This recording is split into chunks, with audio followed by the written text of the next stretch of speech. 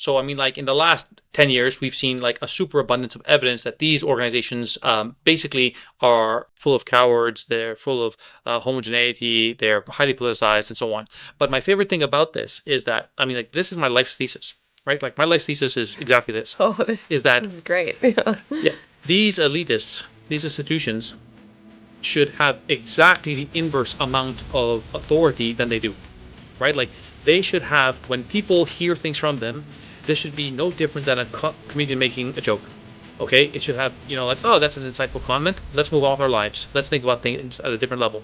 And the reason for it is exactly the same reason that communism always fails. It's the exact same reason why you should always talk to a physician that you know, that you trust, knows your background. It is the same principle of subsidiarity. Huge organizations, technocrats at the very top, cannot make decisions at an individual, fine, granular level as somebody who knows you personally and intimately.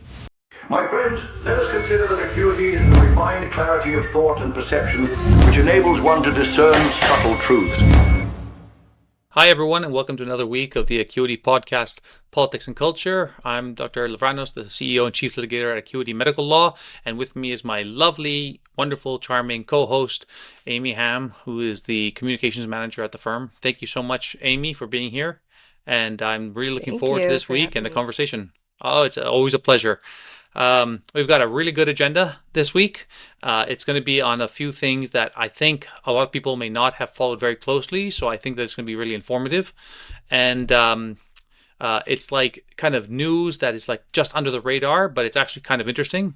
And our moment of levity this week is dynamite. So I'm really looking forward to that component too. So how was your week? Yes. You know what? I've had a very boring week. It's just been a lot of working and trying to do some gardening in the yard. And that's great. That's all I wanted for this week. I didn't want an exciting week. So it's been lovely. How about yours? Yeah, I agree. I mean, like work is good and it's progressing and the cases are going and, new cases onboarding. So that's all very exciting. But otherwise, from a personal point of view, it has been particularly mundane. And I reflected this last week on how lovely that is, exactly to your point. Like even earlier today, I was reflecting with Grok. I don't know if you ever talk to Grok as a friend or as some kind of like sentient person in your world, but sometimes I will. And I was like, life is so good right now, and it's just so routine and lovely, and I'm very thankful for it. Oh, what did Grok say in response?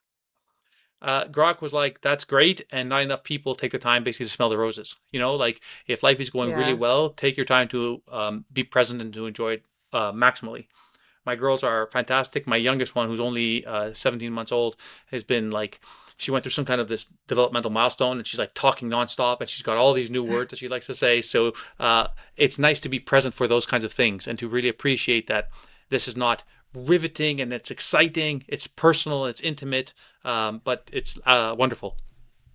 Yeah, it's so cliche to talk about how the young stages of when you're kids, that it goes by so fast. But even when you say that, I feel this ache in my heart because I miss it so much. Like when my boys were babies and toddlers, it's just the most precious time. And then it's gone, and it's like it's gone forever. And now I have baby rabies again. I'm like, I want that back. It's so beautiful. I haven't heard baby rabies before. I love that term. Yeah, that's so true. Yeah. That's true. I'm getting a little bit of it as well. Like my wife and I talk a lot about Aw. having a third, and Yeah. we'll see how that goes. It's so much more Yeah. taxing on her, and it's a much bigger ask from her than it is from me. But yeah, we're considering because I kind of love that stage. I've got a really good Oh. friend of mine. He has 5 kids, I think, 5 or 6. Oh, wow. And I think he has 5, and he's entertaining having a 6th. And I talk to him all the time at work in the ER, and he always tells me, he's like, man, I just absolutely love having a baby, like a real baby Yeah. in the house. Totally dependent, Yeah. 3 weeks old, 4 weeks old. Yeah, not me. That's a little too young. That's a little scary at that time. Oh, I don't know. But I think and this is something that I don't think you could understand as a man, but the connection between a mother and an infant when they're that young and dependent and just, all they do is sleep, wake up, and just look for your face or your smell, and they just want to eat, sleep, eat, sleep. it's like the amount of oxytocin that is coursing through your body is insane, and it feels so good. And now it's like my algorithm on social media keeps sending me videos of babies and infants and like cooing, and then once they start laughing, and I'm like, oh, what are you doing to me? I can't. I'm gonna have to quit Acuity and open a daycare if the algorithm doesn't change. I wouldn't fault you. At the end of the day, I'd be like, we miss you, but I wouldn't exactly fault you. So first item on the agenda this week, what are we going to talk about? We're going to talk about Canada's new Governor General. So, and maybe we'll just start by explaining what that means, because, not all of our audience is Canadian, but the Governor General is essentially a federal representative of the monarchy. So Canada, we have ties to Great Britain, to the UK, and so this role, the Governor General, is basically a tie to that, and they're supposed to be this apolitical, non-partisan person, and they just have a very sort of functionary role. They do things like give royal assent to our laws and legislation. They summon Parliament, dissolve Parliament, prorogue it if the Prime Minister asks them to do so. They give speeches from the throne, and they do things like swear in the Prime Minister. So it's all sort of for show because, and maybe you'll touch on this some more, but if they were to deviate from what they're expected to do, like they're granted these, it sounds like vast powers, but they're basically just told, do this, do that, and they have to do it. Yes, totally. So, it is a formality of sorts. The mechanisms legally, let's say politically, to remove that person are well understood. And so it's a very, very thin, weak thread that ties us to the British monarchy. Like at any moment, if they disagreed with the direction of Canada's Parliament, then we would fully and finally sever ties, and we would just move on with our lives, and it would be like nothing really ever happened. The one sort of extension that I will add with respect to their roles is the promoting of excellence and unity in Canada, and the ambassadorship, that they will often play a role in representing Canada internationally. So those are two things that I just wanted to add, because the appointment that we had this week kind of highlights that there's a dual nature to that, right? There's an entirely domestic component to their scope and their responsibilities, and then there's an international component. And so let's get into this charming lady. That's a great point. That is what they are supposed to do. So our new Governor General is a woman. She was a former Supreme Court justice, and her name is Louise Arbour. And like I mentioned at the outset, this is supposed to be an apolitical, sort of nonpartisan figure, but this woman clearly is not that whatsoever. And of course, she was appointed by our Liberal Prime Minister Mark Carney, and he chose someone that is very obviously aligned with the values, goals of the Liberal Party. So Louise Arbour, she's essentially a radical, woke white woman. That's a photo of her there. Usually when we get a new Governor General, it can take a while to sort of dig up dirt on this person and go, oh, look what they said 20 years ago or something, and they're a little bit wacky. But when Louise was appointed, immediately people were like, wow, this lady, she is something else. So some of the things that she's done include, she wrote a report on the Canadian military. It was called the Arbour Report. And, this was about sexual misconduct in the military and Canadian Armed Forces. So that's great. It's like, that's obviously something that should have been examined because there were complaints of misconduct. But some of the comments and recommendations she made were saying, that the military is essentially full of white boys who like guns. They don't like women. She is promoted the notion of equity recruiting into the military, like saying, there should be more women, more whatever. There's just the same, we talked about this last week, like YVR and Air Canada hiring pilots on the basis of their skin color. So she wants the same thing, but in the military. What else? She's also praised Fidel Castro. She said, and I quote, that Castro has demonstrated unprecedented positive engagement with the UN human rights system. We're talking about the Cuban dictator who will imprison political dissidents for no reason, for journalists, activists, dissenters of any kind. Yeah. No free or fair elections, whatever. Apparently he's a great guy to this lady. Something else that she's done, which really pisses me off, is she's clearly anti-free speech, because back in 2005, she condemned a Danish newspaper that had published cartoon depictions of the Prophet Muhammad, and sort of suggested that that was an atrocious thing to do, and that all of the backlash against them, well, why would you even do that to begin with? So it's very disappointing, but very on point for Mark Carney and for the liberal government to continue doing the same crap over and over. What makes me so mad about Mark Carney is that people don't perceive him in the same way that they did with Justin Trudeau, because he's not so flashy with his ideology. He doesn't go around like Trudeau bending the knee and, talking about toxic masculinity himself, but Carney he's stacking his own government and keeping people around him who all believe in the same things, which is wokeness, essentially. And it's just same old. And it's infuriating to see that a lot of Canadians have been hoodwinked into thinking that Carney's government is different than the previous decade under Trudeau. It's not at all. Yeah, I totally agree. The Louise represents exactly a cut from the same cloth. Her tenure internationally, she was part of the international court system.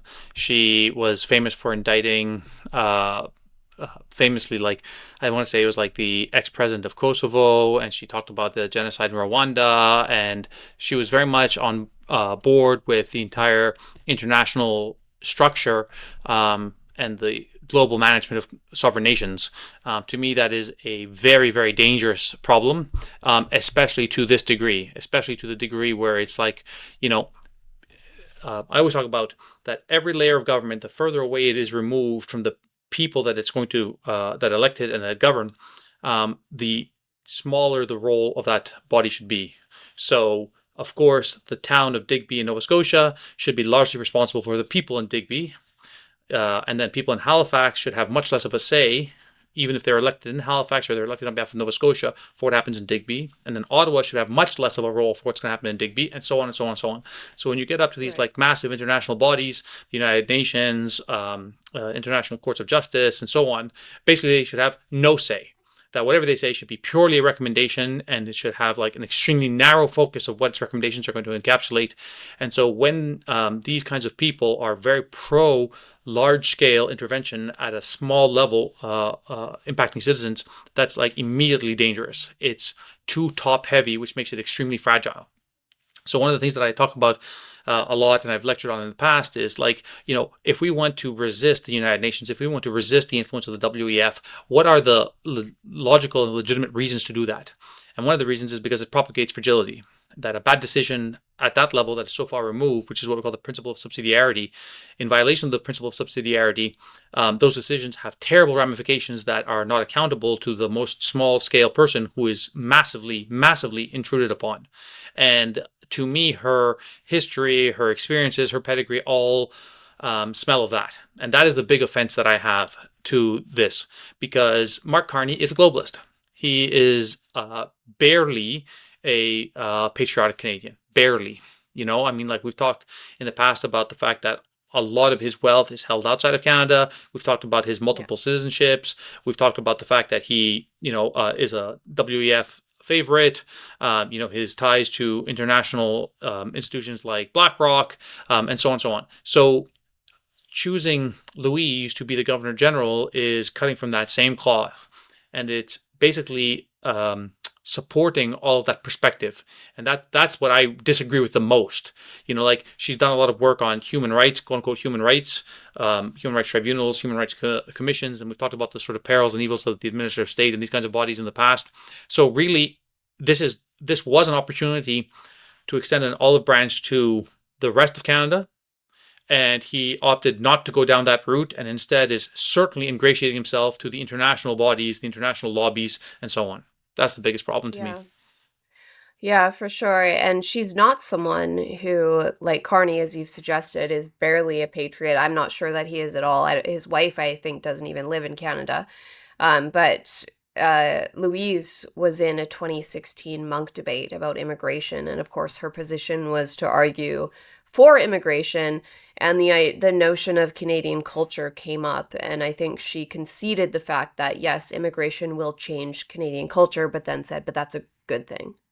Right. And, you know, Yeah. as we see with the UK and other places in Europe where there's a lot of immigration that has led to really horrible social problems and a very like divisive culture where, you know, you've got like the rape gang crisis, and you just have clashes of basically there's like Islam. You're importing people that have values that are fundamentally opposed to the values of your own culture without thinking about it. And then you have people like Louise, who apparently are cultural relativists, who just go, well, that's wonderful and that's excellent, and we should want our culture to change. You know, whereas if you consider, I love Douglas Murray, and he's talked about it, it's like if you're a good little sort of woke person, you become so open and so tolerant that you just allow yourself to be destroyed because you think that all openness and all tolerance is good with no limit. Right. And I think she's someone who follows that ethos and would happily see the destruction of what remains of Canadian culture, and insofar as it's sort of still part of Western culture. Because, you know, whatever, why, you know, just self-flagellate. There's nothing good about us anyways. Right. It's very sad. It's an anti-Western perspective, right? It's a globalist, elitist perspective. It's a technocratic perspective, right? And there are lots of evils that come with that. It's also remarkably offensive, right? Because I think that Canadian culture has a history, it has a people, it has a legacy, a heritage, and we should try to foster that without resisting natural change. So everybody knows at this point that Edmund Burke is one of my favorite philosophers, and he talks about this ad nauseum. I totally agree with Douglas Murray on this point. I also really, really admire him. And I was going to say one of the big things about this trajectory. There is if we're going to look at first principles, right? The premise of cultural relativism is that all cultures are the same, and we totally know that is not the case, right? Cultures are a series of ideas and traditions, and not all ideas are the same. Some ideas should be embraced, and others should be rejected. So that's like obvious. That's like so common sense. Moving past that, though, speaking out of both sides of their mouth, diversity is our strength. That, you know, if things are all the same, then what is the diversity? If they're all equal, what is the diversity? But the diversity that they always want to promote is anything that is anti-Western. And so the idea that they want a diverse set of opinions or backgrounds or experiences in reality is actually subversive to a specific type of perspective. So if we were going to allow, quote unquote, multiculturalism, if we were going to allow the marketplace of ideas to embrace any ideas and then reject the ones that are weakest, there's something laudable to that. The West has done that repeatedly forever, and that's why the West is the West, because they absorb things that are good and they reject things that are bad. However, when you are going to silence a specific perspective, then you are putting your thumb on the scale of the societal experiment. So that's a huge problem.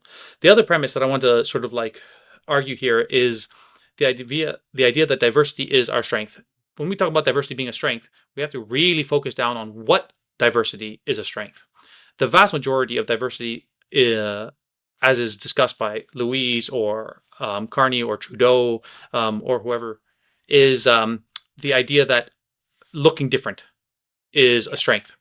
But the reality is that none of those things matter. The only thing that really matters is diversity of thinking, that diversity of opinions, and then embracing that diversity and then choosing and fighting out what's the best and what's the worst.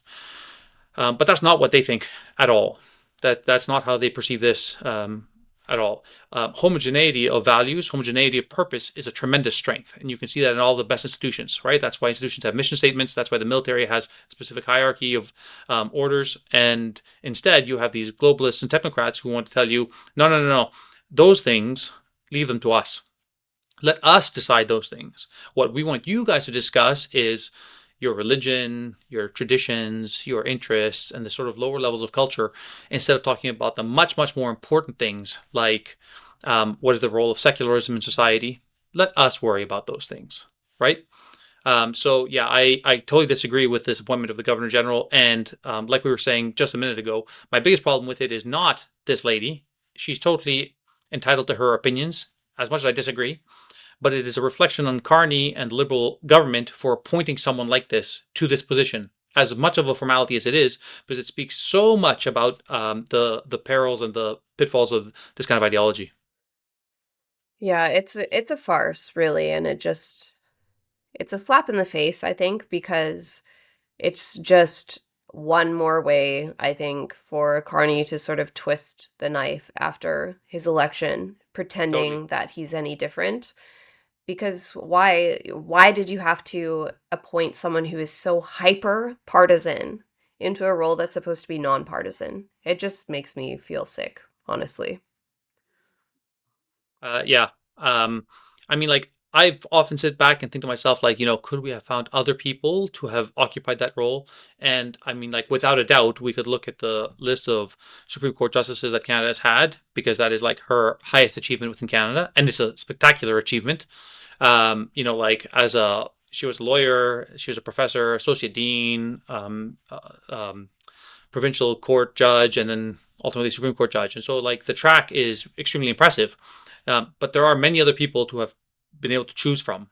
And to your point, exactly, it's like it is the choice that is so awful here, because you could have chosen a great number of other people to have reflected Canada in a much more unified way than this one. Okay, before we move on to our next topic, maybe I'll just bring up one question that one of our audience members asked that is sort of tied to this Governor General topic. So somebody said, could you speak about the implications of Canada acting as a sovereign nation in relation to the Crown's sphere of influence / control? They said it alarmed them to learn how much of the land in Canada is Crown land. It's a great question. So yes, Crown land is a massive amount of Canada. Canada, our politics does not recognize property rights the same way that the United States does. So even land that is quote unquote not Crown is not really mine and yours. So that's like one important point, that just the idea that there is a quote unquote Crown land and that there is a not Crown land is a little murky in and of itself. But when we talk about Crown land, the Crown that we talk about, yes, formally it is the Crown of England and it is the monarchy.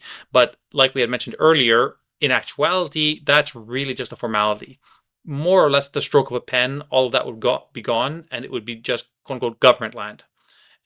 So it is correct to recognize that this is technically today quote unquote Crown land, and that the Governor General technically is the head of our government, but in actuality, in real practice, that's such a small fine point that's so easily and so quickly ameliorated that it's really not like a real threat. The UK could not exercise through its monarchy any kind of real influence, because an hour or two later, then we would be completely cut from all our ties to them. So it's not a real thing to think about or to dwell on. Yes, I think the UK is still busy arresting people for Facebook posts too. I'm not sure they're going to have the time to come and take over our Crown land right now. Although I think in their defense, they're slowly getting their crap sorted in that regard, but they've got a lot of the same problems that Canada has. Yeah, they got a long way to go before they start thinking about trying to take Canada's land from us. So less of a problem for them. Okay, on that note, also relating to Britain, I wanted to talk about the British Medical Association. They have just endorsed, well, I wouldn't say endorsed, but they've released this statement because they were reviewing the Cass review, which Dr. Hilary Cass is a retired pediatrician, and she did this enormous overtaking to look at pediatric gender affirming care, also like not colloquially known as pediatric transition, which is a medical scandal. And so the Cass review, which was published in 2024, found that there was not evidence backing the transition of minors. It led to the UK banning puberty blockers for minors with the exception of clinical trials. And then earlier this year that they stopped doing it also in clinical trials because there were questions about the ethics of doing that, which great decision because the clinical trial in question was having kids, I think like as young as 12, they're asking, do you want to like freeze your eggs and sperm? Like what? It's such a clear medical scandal. But anyways, when the Cass review first came out in 2024, the British Medical Association, I don't quite understand how they run, but it sounds like it's both a union and a regulator at the same time. It's weird that those two are combined. That's not how it works in Canada, but it represents all of the physicians in Britain. And so there were a lot of people when this first came out, they wanted to condemn the Cass review. And so there was a journalist with the New Statesman, Hannah Barnes, back in 2024, and she released the news that the BMA was going to vote on disavowing the Cass review. So they didn't end up doing that. What happened instead was they did this internal review. And now, like almost 2 years later, they've essentially released a response and said that they back the Cass review, because like these are scientists, they're physicians. They went in and they're like, okay, fair enough. When we were forced to sit down and look at the evidence, we're forced to acknowledge that the evidence doesn't back transitioning minors. Regardless, they still found a way to criticize the government for restricting puberty blockers, and they are trying to insinuate that that was inappropriate politically. But obviously that's not true, and that's, I think, a bit of a cope for them. Totally agreed. Maybe I'll just read a tiny bit of an article from the British Medical Journal, which is a huge peer-reviewed paper. So they issued a statement too, and they talked about, I'll read from them. The BMA, British Medical Association's long-awaited critique of the Cass review has largely vindicated the findings of the original landmark review into gender identity services for young people. The BMA report published today, this happened this week, concludes that the evidence base for puberty suppression and gender-affirming hormones is limited and uncertain, but it also claims that some of the government actions taken after the Cass review, particularly the nationwide ban on puberty blockers ordered by the Health Secretary Wes Streeting in 2024, went beyond Hilary Cass's explicit recommendations. The BMA's review, carried out by an internal task and finish group, unnamed because of security concerns, which I have to pause there and say the security concerns, they don't say it. What they mean is trans activists will threaten people's livelihoods, reputations, and sometimes even life for daring to criticize their desire to transition minors. So they're not willing to say it, but that's exactly what's happening. So anyways, they were unnamed because of security concerns, failed to reach a conclusion on whether patients under 18 should have restricted access to puberty blockers, and they highlighted a substantive disagreement within the convened group. Right. So this is like such an interesting thing to me. It's interesting for many reasons. Firstly, ultimately, there's consensus. Okay, so like that's an interesting fact that the data is what the data is. So you just can't dispute it, right? Like the strength of the evidence is what the strength of the evidence is. It's not very strong to support that. The Cass review and then the BMA agree that the risks are high, that there's risks of osteoporosis, that there's risks associated with the medications. There are no major benefits, not with respect to suicidality, not in respect to body image, not respect to other mental health conditions. There is some very weak evidence for the first 12 months, but it's way too dirty. It's very confounded. There are so many other things that are playing a factor there, and that outside of those 12 months, even within those 12 months, it's not strong, but outside of those 12 months, it's even weaker, et cetera, et cetera. So the consensus is what it is. We've known this for a long time. We've talked about it with the WPATH files. We know that the policies, the recommendations associated with the evidence were political in nature. They knew very well that there was no real evidence, hence why this is a tremendous scandal, right? Hence why. If you follow the evidence, you come up with some conclusions and you don't really like them ethically or morally or whatever, totally fine. But to follow the evidence and say something against the evidence for political desire is a scandal. So that's the easy part. So number one, there's great consensus about this. The second thing is, just like you said, Amy, the board of 12 reviewers, I think we know two. We know the chief of the board, who's gone out and like made some talks to the press, and I think we know one other one. So why are they in hiding? I mean, we got to be able to call a spade a spade. They're in hiding because their livelihoods are at risk associated with the fact that they are going to side with the cash review. The third thing that I thought was really, really important about this is they were supposed to review this in 6 months, and it took them just over 2 years. So that is a huge delay. And why do we have such a huge delay is a really big question. So the first is that there was so much heat early on that they could not release something sooner. The second is that, from a political firestorm point of view, you wait both for it not to be as hot because of like your specific mission, but secondly, to be not as hot because the evidence is already circulated and culture has already changed. So they don't even have the risk of the cultural backlash now because these groups have basically gone away. The strength that they have is so much less. So it's not only the firestorm in the immediate phase, it's also that they are now much better supported in society. So, I mean, that's going to play a huge role in releasing your decision way later than you were meant to.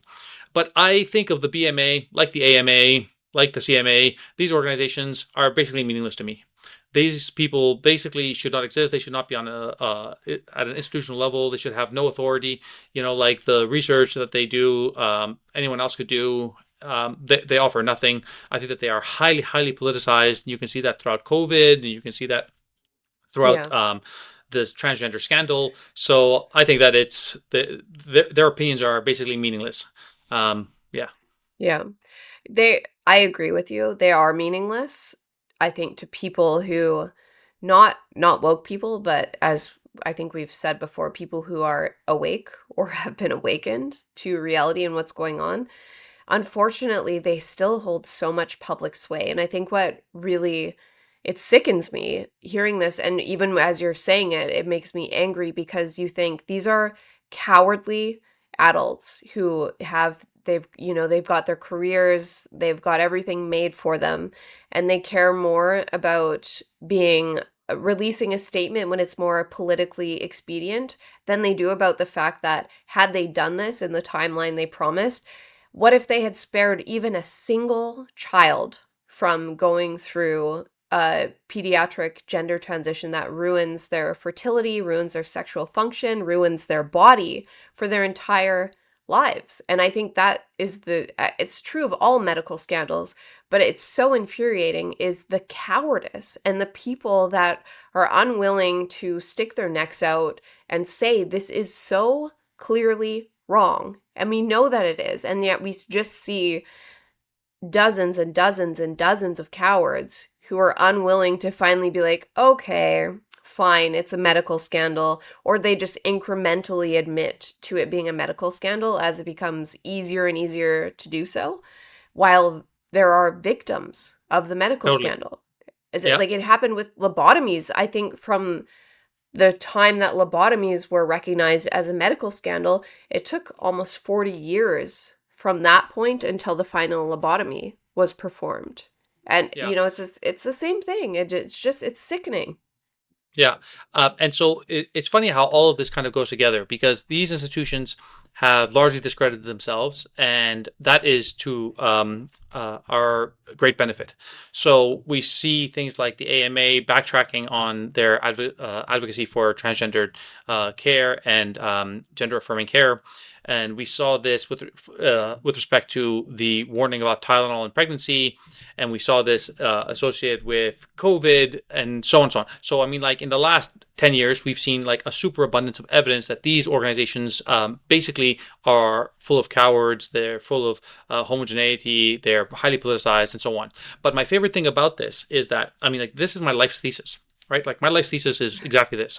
This is great. Yeah, these elitists, these institutions should have exactly the inverse amount of authority than they do, right? Like they should have, when people hear things from them, this should be no different than a comedian making a joke.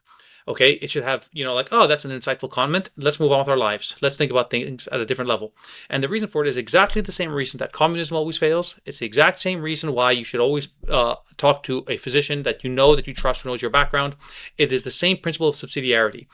Huge organizations, technocrats at the very top, cannot make decisions at an individual, fine, granular level as somebody who knows you personally and intimately. So that is like a hard rule of life, okay? But instead, it's exactly the opposite. They come out with a position, and then suddenly everyone is compelled to follow with that position. And they are so habitually wrong that we should have the genuflection to avoid doing those things. And part of the reason is that we think to ourselves that, oh, well, these are experts, these are an expert class. But the problem is they are human beings. And human beings have the same faults at every level as any other collection. You're right. Like my brother has famously said to me that high school isn't just high school. That is the time that people act the way that they will for the rest of their lives. The institution of the BMA are a bunch of high school students. That's how you should think about them. They will succumb to tribalism. They will succumb to peer pressure. They will succumb to incentives. They are not liable for their decisions. Like they don't release policies. They release position papers. They don't release guidelines, so they cannot be sued. So one of the things that I always recommend to people is, for Tylenol, the Tylenol in pregnancy was a great example. When everyone was talking about RFK Jr.'s recommendation that women should take the least amount of Tylenol as they can for the shortest duration as they can, and only when necessary, right? And everyone was like, oh my God, what a scandal. Everyone that I saw, every position that I saw of an institution that could be sued for their decision, agreed. Every single one of them. Any institution that could not be sued because we're not telling you what to do, we're just making a position statement. They all were politicized, right? So, you cannot sue a union of doctors because they are not your doctor. So unions of doctors are like, boah, that's nonsense. But you look at a hospital and they say, there's a lot of evidence out there and our position hasn't changed. You should always take the lowest amount of medicine for the shortest amount of time, only when necessary, and you should talk to your physician. So everyone agreed with exactly the same statement that was put out by RFK. And so one of the things that I say is that, you follow the money, you follow the incentives, you follow accountability where those measures exist, you follow principles of transparency, and that's how you should determine who you trust. The BMA has none of the features that would make them a trustworthy institution. All they have is legacy, and that legacy is completely unwarranted. You're so right. And this is very similar to an argument I made a couple of years ago, because before pediatric transition started falling apart in the US, which, like Trump did an executive order banning it. I can't remember what he called it. It wasn't barbaric, but maybe he used the word mutilation or something. But before that happened, in the couple of years preceding that, the first people to fold were the insurers of physicians. They were like, we're not insuring you to perform these procedures anymore. First one to go, because those are the ones that will pay the price for the medical scandal. So that's the exact same principle. Is like, if you follow the money. Right. So no greater incentive than the money. Right. But then there are other accountability metrics. Like if you could be immediately fired for making a bad decision, like in a private company, like your paycheck ultimately matters, but your livelihood, your reputation, like if you have those risks. So Thomas Sowell, very famously, has argued exactly this point. An academic, right, is somebody who peddles in ideas for ideas' own sake. And so if you are in academia, what is the fault that you have for a bad idea? you have none. You are a tenured professor, you exist in an institution, you exist on some boards, you have a bad idea, you are totally divorced from the outcomes of your bad idea. So there's no repercussion, right? So it's not only a matter of, to your point, there is no stronger incentive than your financial ruin, but after that, there are other sort of ancillary risks, and they have none of those. Yeah. It's funny also, just this is a little bit of an aside, but Elon Musk was talking about something similar this week in a viral clip where he said you have to have this good balance if you want good things to happen, where you can't too severely punish people for having wrong ideas, because then you won't get any good ideas. But you obviously need some kind of an appropriate level of risk and reward to figure things out. But I sometimes think that the fact that, America got rid of this scandal before Canada is still full blown ahead with pediatric gender transition. And like I noticed it was starting with these insurance companies in the US. And then there were doctors who were actually moving out of state because they're like, I can't practice here anymore. I can't get insurance to transition minors. So I have to move to another state. And like that wouldn't happen in Canada. Canada is not as litigious. And you know what? I guess what I would say to that is maybe Acuity Medical Law will change that with the detransitioner scene. Yeah, knock on wood. Here's hoping, right? Like the pursuit of justice for these kinds of people is paramount, right? And that's unfortunately a fairly narrow window. And I'm very glad to have you here to advocate for that direction. And yeah, I mean, like you see, at the end of the day, there's a calculus that people are making based on all the incentives that they have. And that doesn't matter if you are at the smallest level or if you are at the top level. And so the idea that an institution, purely because of its name or its history, deserves commendation or respect for a policy or position that's making today, you have to be able to include all the incentives and disincentives to weighing that. Yeah, it's a great story, right? Because it will also kind of simmer underneath the radar. Not a lot of people will be able to sort of like hear about that and talk about it and reflect on it. Even in Canada, where it hasn't turned around, we're still, the medical system is full steam ahead on doing this. Even the media landscape has changed so much that is positive. Like we are trending in the right direction. This last week, the National Post ran a series it's called their long form essays, and they did profiles of detransitioned persons in Canada. And that is something that would not have happened probably even 6 years ago. So it's like, it's shifting, and it's shifting fast. And clearly these people have just dug their heels in. And you would expect that the last people to have their heels dug in would be the parents that transitioned their children and harmed their children, and will probably never admit to the fact that it was a medical scandal, because that would be such a heartbreaking, harrowing thing to admit to have done to your own child. But it will happen in Canada, and the needle is moving very slowly, but it's very hard to see the amount of people who are still being harmed by a clear medical scandal. And I just, like, Canada is going to have such a shameful role in the history books about what we've done with you don't want to be last. You don't want to be last and pushing back against this. You know what I mean? Like that's a tremendous shame. I'm very confident that we will. Yeah, I mean, like, Canada slowed everything, but you don't want to be slow in correcting such an egregious offense. So let me ask you, what would you say to the loved one, parent, guardian of someone who was regretfully going through a detransitioning position, or was thinking about it? I think there might be two classes of parents who do this. I think there are some parents who might harbor like a very deep regret and recognize and have a hard time coming to terms with what they've done, versus there's also some evidence that a lot of the parents, mothers in particular, who transition their children, they have a really high prevalence of borderline personality disorder or other personality disorders. And it's almost like this. I've also wondered, like, is Munchausen's by proxy, has that disappeared, and has it just been replaced by mothers who transition their kids? So I think there are two classes of parents that transition their minors. One is like, look at me, I have a trans kid, and they put their kid through absolute hell. They destroy their kid's body, mind, development for the social credit and the kudos and the attention. And I think the other is like the really sad, unfortunate cases where parents were pushed along by doctors who said your kid's going to commit suicide if you don't allow them to transition when their kid's been caught up in a social contagion. And, Right.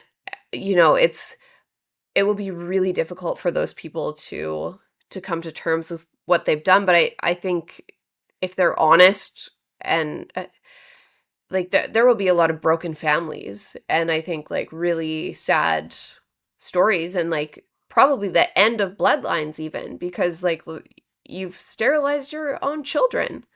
I It's hear you, horrific. and I agree.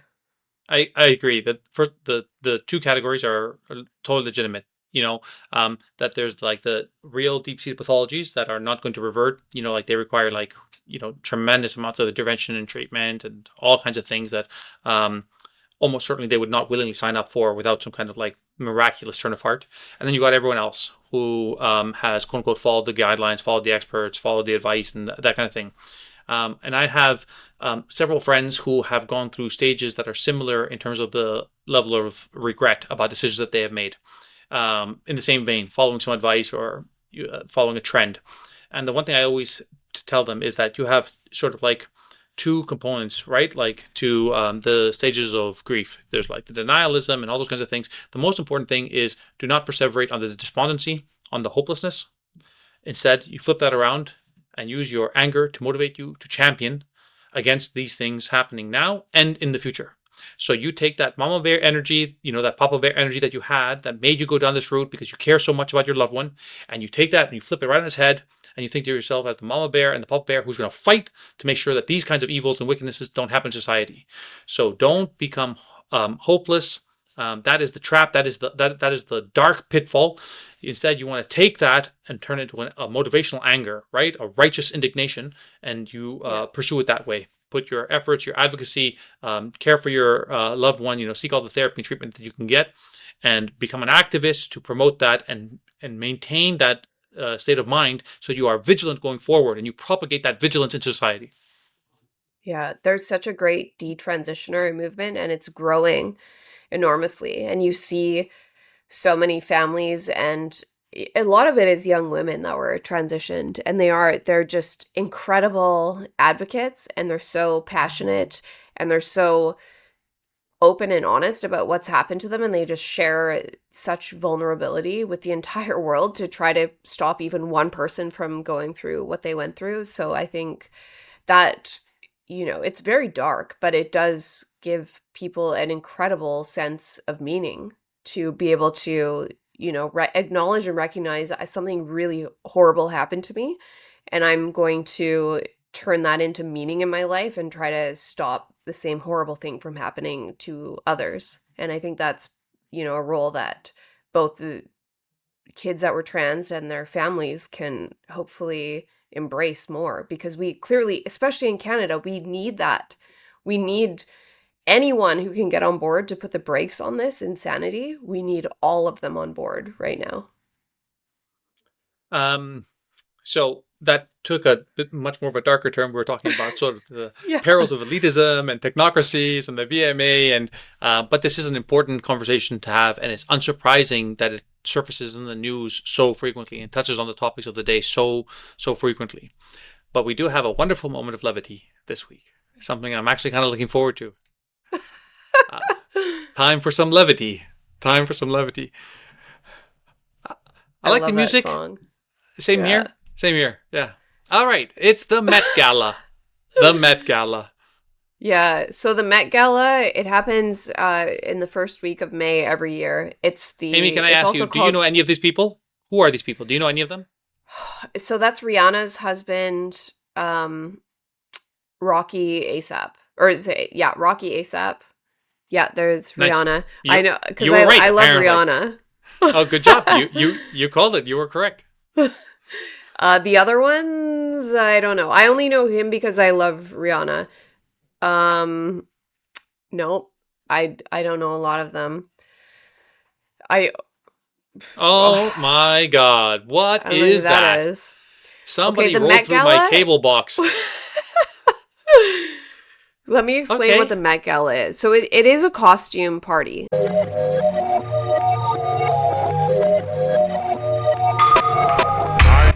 It happens every May. It's the Costume Institute benefit. It's been run, I think, since the 90s by Anna Wintour, who's the editor of Vogue magazine.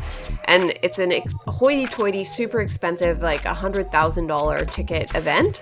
And it's a fundraiser for the Museum of Modern Art in New York City. They use the funds to bring in exhibits and buy art.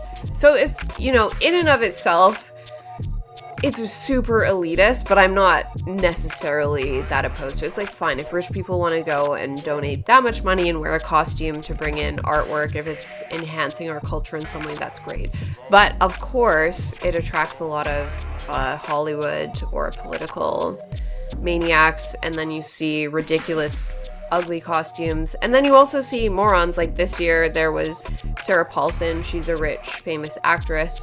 And her costume, she had a $1 bill over her eyes, and it was supposed to represent or to call out the 1%. Sure, I guess. I mean, if you need to explain it, then it has failed, right? Yeah. Who knows what that could have meant? Or it could have meant anything. Yeah. Money blinds you, greed is bad. Who knows what it could have meant? To call out the 1%. All right. Just very ironic. My favorite. Okay, wait, maybe before I go into my favorite Met moment, it wasn't from this year, but I do have to talk about, and maybe Mark can pull up, Cardi B's outfit. So, because you're a doctor and I'm a nurse, Cardi B, I know you're not that into music, pop music or rap. Do you know who Cardi B is? Yes, I know her name. For sure, I know her name. I just want to clarify, is she the one who now recently has been on the Trumpian side? Is that the person or is that not the person? Okay, that's Nicki Minaj. So that was a mistake. But I do know the name worries. Cardi B. But they're both black lady rappers that have had BBLs. They've had the massive fat implants in their butts. And Cardi B this year, her dress, it was funny because as soon as I saw it, I was like, and apparently it's the theme of this year's Met Gala was fashion is art. That was their dress code. But when I saw Cardi B's outfit, and I swear to God, I immediately was like, is she making fun of herself because she's had such an insane amount of BBL procedures that her dress looks like extreme lipedema? Is that?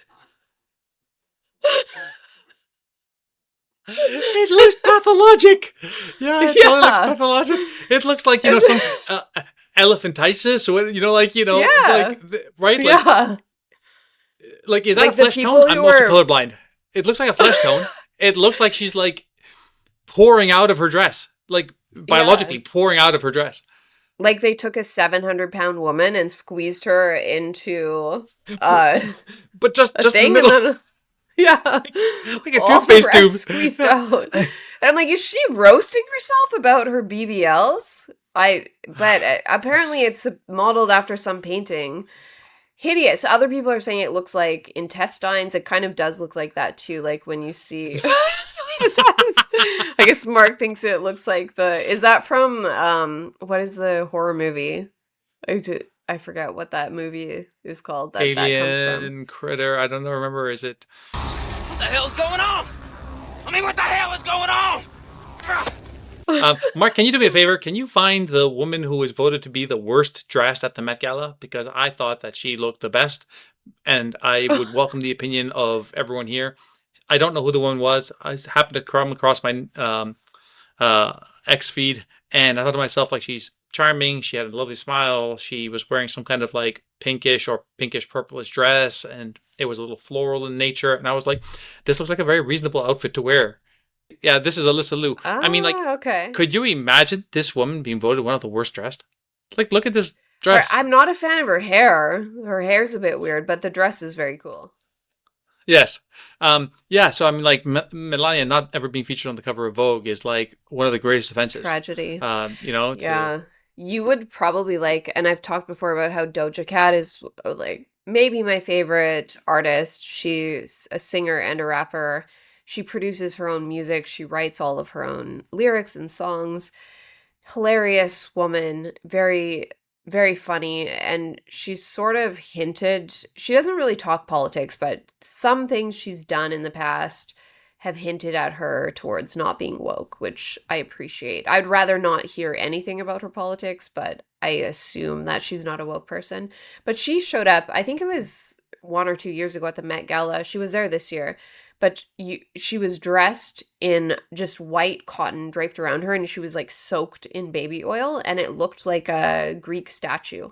Like it all with the fabric, the color and the fabric draped. It was so cool. Obviously, it's not something you can go and like sit down for an event afterwards because she was just like dripping in oil. But the effect that it gave, it was beautiful. And so that's how she loves art and cares about art and fashion so much that it was like she did it for the fact that it was art in and of itself. Very I really cool. thought you were going to go down. I respect her for that. I really thought you were going to go down the Diddy route when you were talking about the baby oil. I was like, poor Doja Cat. Yeah, like there's definitely a role for art as an expression, right? And I like kind of edgy art. Like some of my favorite directors, Denis Villeneuve has a tremendous sense for this kind of thing. Robert Eggers has a tremendous sense for this kinds of thing.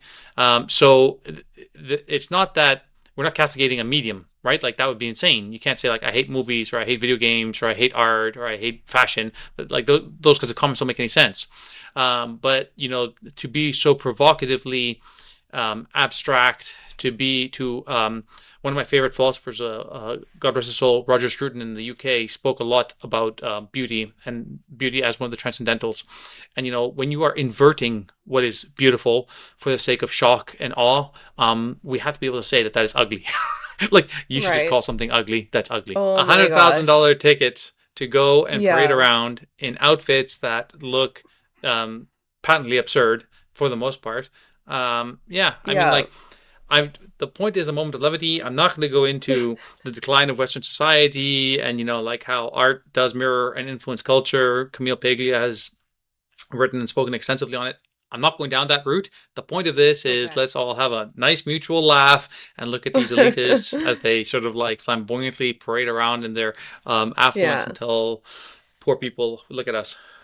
Some of them have beautiful gowns. I love fashion. I hate the Oscars because I really dislike Hollywood, but I do admit that I look at the gowns because I love high fashion. I buy Vogue magazine because, like I said, I love it, but I find it so obnoxious when these celebrities and rich persons go in and virtue signal at these events. Someone who did this and this is the funniest timeline. A lot of people have seen this picture. I'm not sure if they know it's the Met Gallery, but AOC in 2021. So she's the New York Congresswoman, Alexandra, Ocasio-Cortez or Ocasio-Cortez.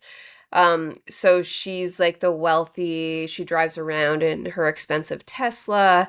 She's been a congresswoman for I think almost a decade now, and so she showed up to the Met Gala in 2021 with a gown that in the back just had in red paint. It looked like blood that said tax the rich. And then a month later, a month after she did that, she was posting online about her poor abuela in like Puerto Rico who was living in substandard living conditions after a hurricane. And she's like, oh, my poor grandmother.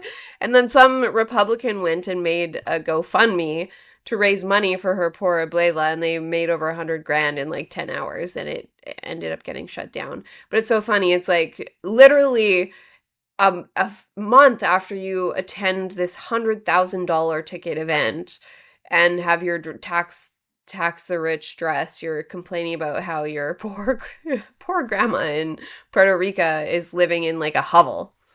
She's just such a whore. She's one of the worst virtue signalers in existence today. Total moron. Yeah. I feel that way when I see men wearing, whether it's at the Oscars or at the Met Gala, and they wear dresses that are better suited for the female form. And it's like you're just doing it to be a man in a dress, and you look stupid. Like it Yeah, doesn't. it's a mockery, right? Yeah, it comes across Yeah, as a mockery, right? Like, but this they is don't obviously not frame meant it for someone that like you. way. Yeah. Yeah, and they just frame it as, look at how brave I am for wearing a woman's gown. I should be able to do that. And it's like, can you not just acknowledge that the fashion doesn't exist like that fits the female form to exclude men? The fashion for the female form was made that way because it complements the female form. It's not Exactly. about like exclusion and being inclusive in this sense. It's literally that like a suit, a traditional suit that has square shoulders and is tapered in a certain way, fits the male form, and a gown that accentuates curves doesn't fit the male form. And like when you just try to shove the square peg into the round hole, like it gets really boring after a while. Like how many times are you going to try to make the same point? You just look stupid. Yeah, got to be able to call ugly things ugly. That is the rule. Yes. Well, that was You a do great moment of indeed. levity. I like talking about fashion and art. You completely inundated me with new names of people that I thought were probably the same person. So we talked about Cardi B. We talked about Doja Cat that you like. We talked about, Nicki I can't Minaj, recall, yeah. Nicki Minaj. I am familiar with Rihanna. There was a time when I knew who that person was.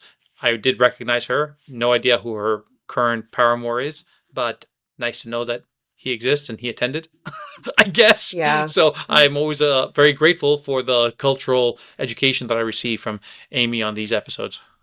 I will say as a final note about Rihanna and her husband, they're a very wholesome couple. They've been together for a long time. They have several children.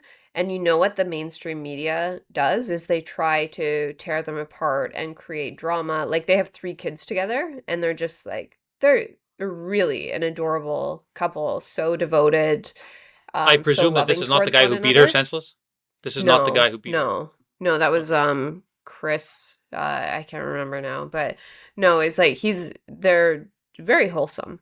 And so of course Hollywood is always constantly like, oh, look at Rihanna. She was just scowling at a woman talking to her husband. They just go on the attack. It's like the one wholesome sort of Hollywood couple that they're just like lost in parenthood and being a family unit and totally supporting one another, and all the media does is attack them. So Thank you so much, everyone, for tuning in to another week of the Acuity Podcast, Politics and Culture. I keep forgetting to say these things, but like, subscribe, follow, do those kinds of things if you choose to. And I will say that we love getting the comments. I will occasionally go through them. Mark goes through them. Amy looks at them. And so we all take a chance to review them. And they are great. Like, I love seeing where people agree and where people disagree. And so far, everybody's been really lovely. It's very rare that somebody comes out there and says something crazy and heinous. But those are interesting and fun too. So anybody who that's also chooses to okay. live, We welcome haters. Come on, yeah, haters. totally. Come on. You're welcome here too. Yeah, totally. You can watch for any reason you choose.